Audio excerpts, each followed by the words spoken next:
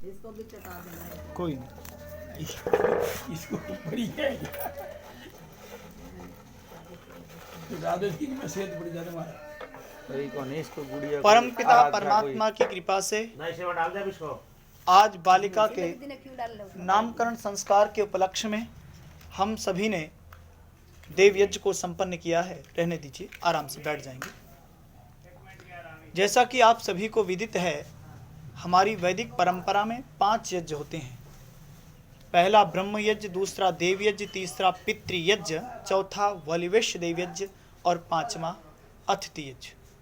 प्रातः और सायं उस परम पिता परमात्मा का प्रत्येक व्यक्ति को धन्यवाद करना चाहिए, जिसने हमें इतना सुंदर मानव का शरीर ही नहीं अपितु मानव शरीर को संचालित करने के लिए अनेकों प्रकार के अन्न, फल, फूल, औषधियाँ दिए हैं, जिनके द्वारा हम अपने शरीर को संचालित करते हैं। मैं कौन हूँ, कहाँ से आया हूँ, क्या कर रहा हूँ, क्या करना चाहिए और क्या करूँगा, इन प्रश्नों पर प्रातः सायं चिंतन करना चाहिए। क्यों करना चाहिए? हमारा जो शरीर है रथ है, गाड़ी, और इस गाड़ी का मूल्य तभी तक है जब तक इस पर बैठा हुआ राजा विद्यमान है। हमारे शरीर का राजा आत्मा है, बुद्धि सारथी है, मन लगाम है और इंद्रियां घोड़े हैं। अगर आत्मा रूपी राजा इस रथ से अलग हो जाए, फिर बुद्धि रूपी सारथी, मन रूपी लगाम, इंद्रियां रूपी घोड़े भी अपने अपने हथियार डाल देते हैं। इसीलिए इस शरीर के मूल्य को समझें, परमपिता परमात्मा का धन्यवाद करें। इसीलिए प्रातः सायं ईश्वर का धन्यवाद करना चाहिए, जिसे संध्या भी कहते हैं। संध्यायन्ति संध्यायते वा परिब्रह्म यस्याम से संध्या। प्रातः और सायं की जो संधि वेला होती है, उसमें जो ईश्वर की उपासना की जाती है, ध्यान किया जाता है, उसे संध्या कहते हैं। आइए, दूसरा देवयज्ञ जो हम सब ने मिलकर के किया है, इसके 3 अर्थ होते हैं: देव पूजा, संगतिकरण और दान। देव पूजा का मतलब है देवताओं की पूजा। मैं सरल भाषा में लेके चल रहा हूँ। देवता किसे कहते हैं? जो दिव्य गुणों से युक्त है, सदा देता ही देता है, बदले में कभी कुछ नहीं लेता, उसे क्या कहते हैं जी? देवता कहते हैं। और जो लेता हो वो तो लेवता हो गया। हम किसी मंदिर में जाते हैं, कहीं पर भी जाते हैं, मठों में जाते हैं, आश्रमों में जाते हैं, वहाँ कुछ दे के आते हैं, तो वो देवता हुए अथवा हम देवता हुए? देवता तो हम हुए ना, वो तो लेवता हो गए, तो वो देवता नहीं हो सकते। देवता की परिभाषा अगर हमने जान ली तो याद रखना, देवता को, सच्चे देवता को हम जान जाएंगे।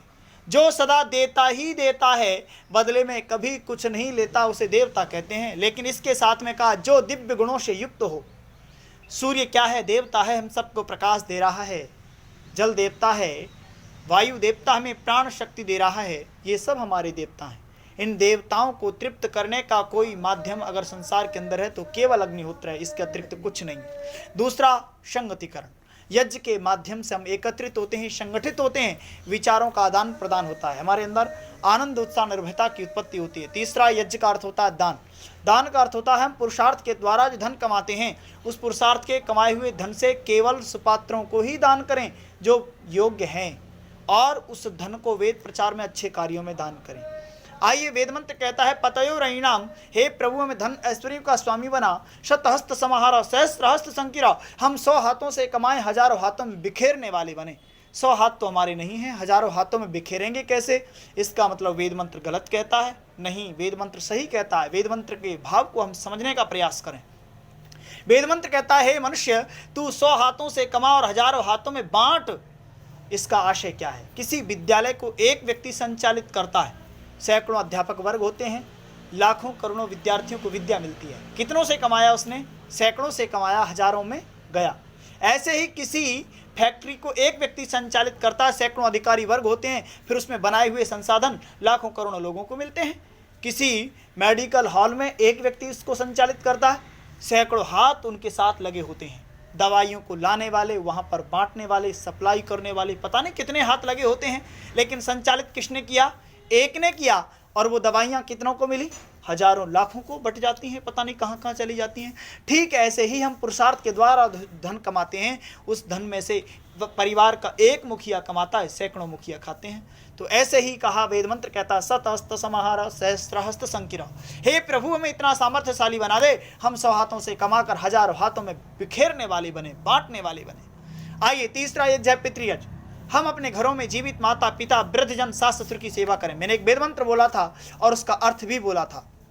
जिस घर में पुत्र पिता का आज्ञाकारी होता हो, जिस घर में पुत्र माता में श्रद्धा रखने वाला होता हो, और जिस घर में पत्नी मीठा बोलने वाली होती हो, और जिस घर में पति मधुर शांत स्वभाव वाला होता हो, और इतना ही नहीं, आगे कहा जिस घर में भाई भाई भाई बहन आपस में कल्याणकारी वाणी बोलने वाले होते हों, ऐसे घरों में लक्ष्मी देवता समृद्धि निवास करती है। और याद रखना, ऐसे घरों में रहने वाले व्यक्तियों को मथुरा वृंदावन काशी हरिद्वार भटकने की जरूरत नहीं रहती, अपितु मथुरा वृंदावन काशी हरिद्वार उनके घरों में डेरा डाल लिया करते हैं। उनकी यश रूपी सुगंधी समाज में फैला करती है।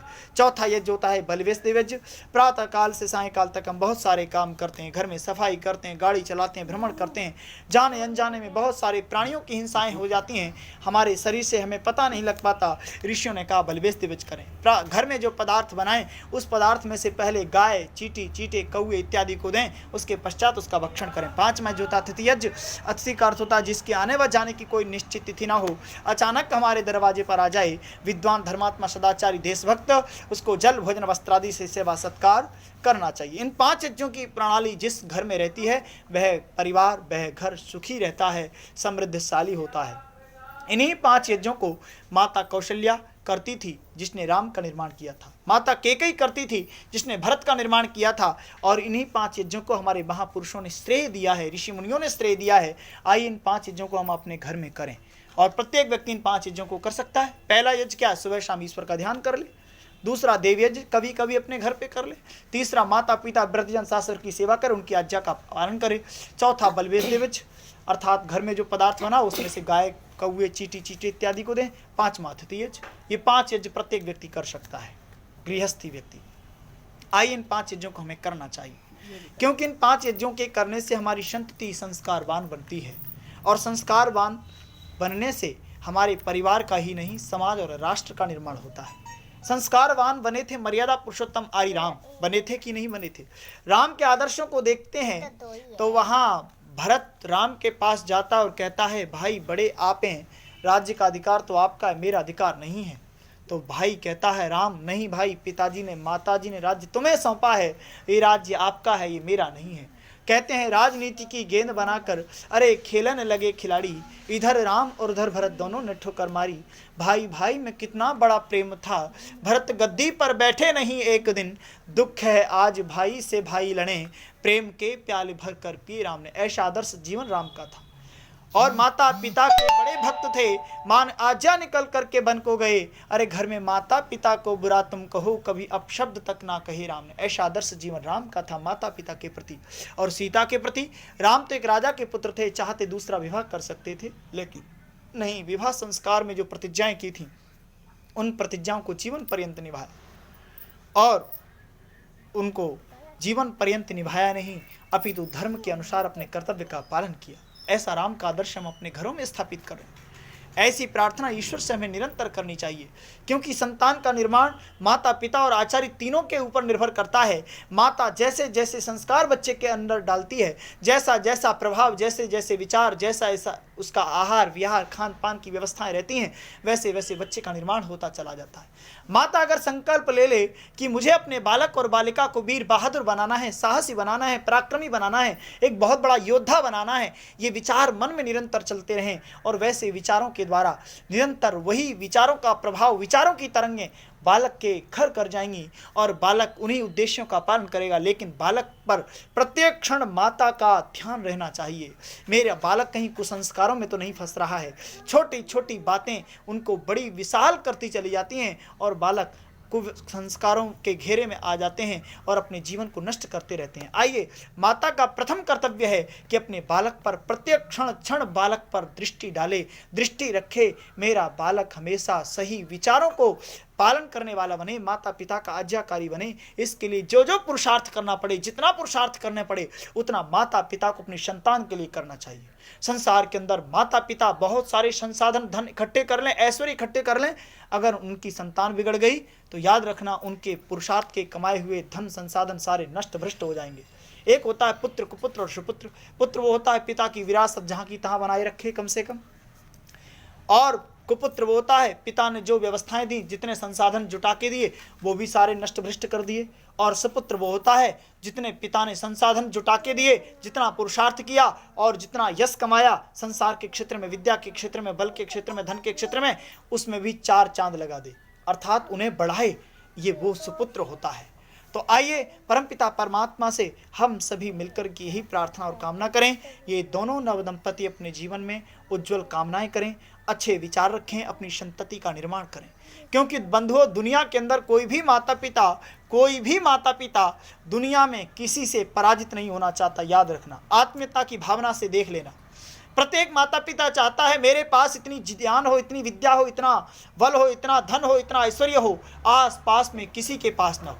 मेरे पास हर प्रकार के संसाधन ऐश्वर्य इतने हो, आसपास में किसी के पास ना हो। लेकिन याद रखना, प्रत्येक माता पिता चाहता है विद्या के क्षेत्र में, बल के क्षेत्र में, धन के क्षेत्र में, ऐश्वर्य के क्षेत्र में दुनिया के लोग, समाज के लोग मुझसे पीछे रह जाएं, मैं इन लोगों से आगे निकल जाऊं। लेकिन याद रखना, विद्या के क्षेत्र में, बल के क्षेत्र में, धन के क्षेत्र में, ऐश्वर्य के क्षेत्र में मेरी संतान मुझसे भी आगे निकल जाए। अर्थात प्रत्येक माता पिता अपनी संतान से पराजित होने में अपना गौरव अनुभव करता है। प्रत्येक माता पिता स्वयं कष्ट सह सकता है, स्वयं बड़े से बड़े संघर्ष कर सकता है, स्वयं बड़ी से बड़ी चुनौतियों का सामना कर सकता है, भूखा प्यासा रह के काम चला सकता है, फटे पुराने वस्त्र पहन करके काम चला सकता है। लेकिन उसकी संतान के सामने अगर ये समस्या आए तो उसे सहन नहीं होता। इसीलिए ऋषियों ने कहा है कि माता पिता देवता होते हैं।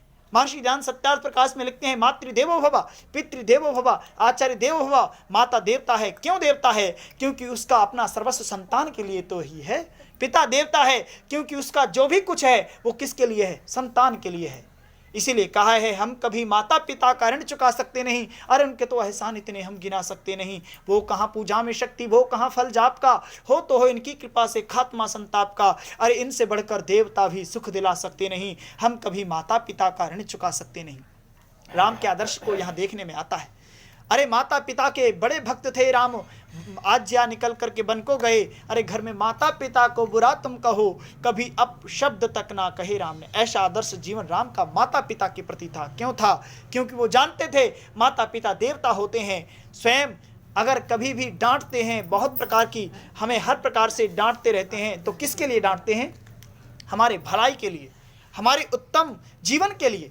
क्योंकि महर्षि नाम लिखते हैं, सामृतई पाणी विरग्नंती गुरुवो ना विशोक्षितई अले लाल नास्त्रायणो दोषास्ताड़ नास्त्रायणो गुणा। वो माता पिता धन्य हैं जो अपने माता पिता अपनी संतानों को निरंतर गलतियों पर ताड़ना करते रहते हैं और उनके अंदर गुणों का समावेश करना चाहते हैं। और वो माता पिता उनके शत्रु हैं जो माता पिता अपने बच्चों को अनेकों प्रकार से गलतियों पर भी लालन पालन करते रहते हैं। उन्हें लेश मात्र भी गलती अच्छी नहीं लगती। आइए, इसीलिए आज से आप दोनों के ऊपर एक बहुत बड़ा दायित्व तब से आ गया था जब से आपने गृहस्थ में प्रवेश किया, लेकिन आज से आप संतति के एक माता पिता के रूप में हैं और आज आप माता और पिता बने हैं। तो इसके लिए उस परम पिता परमात्मा का धन्यवाद करो। हे प्रभु, हम दोनों के जीवन में खुशियां हो, आनंद से युक्त हमारा जीवन हो। हमारी ये बालिका, हमारी ये बेटी हम दोनों के लिए सुख देने वाली हो। हर प्रकार से परिवार में, समाज में, राष्ट्र में जहाँ भी जाए, त्रयंबकम यजामहे सुगंधिम पुष्टिवर्धनम उर्वारुकमिव बंधना मृत्युर्मुक्षयः। प्रकृति का कोई भी फल जब अपनी डाली को छोड़ता है उससे पहले पकता है और पकने से पहले रस आता है, मिठास आती है। इसीलिए वेद मंत्र में प्रार्थना की जाती है, प्रभु हम भी अपने जीवन में कर्म रूपी खरबूजे को ऐसा पकाएं, उसमें गुण रूपी रस इतना भर जाए कि जब लंबी आयु को भोगने के बाद जब इस संसार से जाएं तो दुनिया, समाज, राष्ट्र में याद करता रहे। ऐसे कर्म हम अपने जीवन में करें। आइए, मैं अंत में ईश्वर से यही प्रार्थना और कामना करता हूँ, हे प्रभु आज की जो यजमान हैं और यजमान का पूरा परिवार, प्रभु परमात्मा इनको दिन दूनी रात चौगुनी उन्नति के पथ पर आगे बढ़ाए, इनको सन्मार्ग की ओर प्रेरित करने वाला बने। सत्यम स्वर्गस्य सोपानम, उस सत्य रूपी धर्म रूपी सीढ़ी पर आरूढ़ होकर के ये पुरुषार्थ के द्वारा लक्ष्य को प्राप्त करने वाले बने। इन्हीं कामनाओं के साथ संक्षिप्त में ही मैंने आपसे चर्चा की। आपने मेरी चर्चा को बड़े ही ध्यानपूर्वक सुना। आप सभी का बहुत बहुत धन्यवाद। आइए हम सभी लोग यजमानों को आशीर्वाद देंगे। फूल रखे हुए हैं, सभी लोग खड़े हो जाएंगे और फूल ले लेंगे हाथों में, यजमानों को आशीर्वाद देंगे। फूल लेना, एक सबको देनी।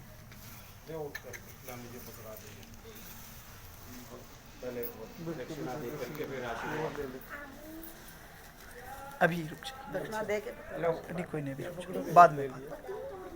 अभी ये उकड़ो बेटे इसका मुंह ढक ले, पिंकी करे। ले आओ फूल दे दो सभी लोग फूल ले लेंगे हाथों में। पत्ते तोड़ ले इसके। रवि इधर दे। ले आओ क्यों कमी है कोई? बहुत बड़े है। सभी लोग मेरे साथ मिलकर के बोलेंगे। एक मिनट सबके फूल आ लेने दे जी। आगे कौन ले फूल हो गया फूल किसके पास रह गए थे? और लोग उड़ ले जा फूल सब लोग थोड़ा सा उधर साइड से खड़े हो जाइए और इधर हो जाएंगे खड़े। इधर सामने से कोई भी अपने मोबाइलों में फोटो ले सकता। आइए, ले और ले लेके फोटो ले ले देना और ले ले